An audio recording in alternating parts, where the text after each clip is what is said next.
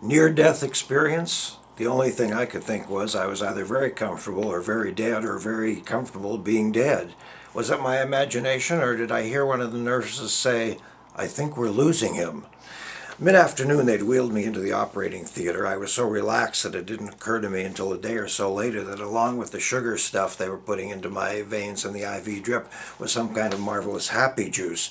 I was largely naked. The room was especially cold. That's standard practice to prevent the gestation of countless, always present, always active germs and bugs of 1001 regularly self-reinventing varieties.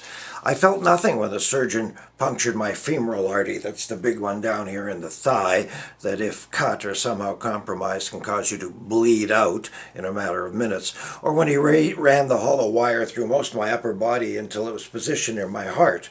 The fluid dye in the x-ray machine revealed that I had one major artery immediately adjacent to my heart, 99% blocked. All of this happened about 12 years ago. "No problem, Mr. Burner," says the surgeon. "We'll just place a stent in there to open up the artery and push the plaque out of the way. You'll be good to go."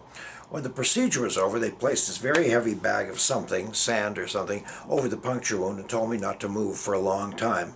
When I had a similar operation 5 years later, the whole thing had been massively improved, and this time, instead of this weight and the discomfort I experienced, they put in a collagen plug, which just sort of evaporated over time.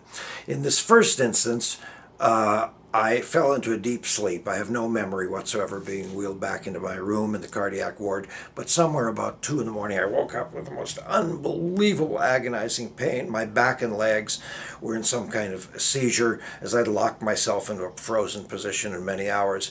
I rang the nurse's bell. They arrived. I begged them to let me to try to roll over on my side, and they said, "Well, it's not a good idea, but okay, give it a try." I turned over ever so slightly on my left side, which provided just a moment of relief, and that's exactly when I started to disappear. I felt myself sinking easily into a deep ocean of peace. I heard the nurses communicating some plan of action. I know it was something about my blood pressure dropping precipitously. I woke up mid-morning. None of this had happened. I was fine. My daughter picked me up and took me home. While I was waiting by the emergency ambulance entrance for her to turn the car around, I saw this character who was clearly a poster girl for drug addiction, weighing about 8 pounds, and with an IV drip, standing there. She leaned down, picked up a cigarette butt off the ground, lit it, and smoked. Pickle. Just when you think you're dead, boy, it's really nice to get a lift home.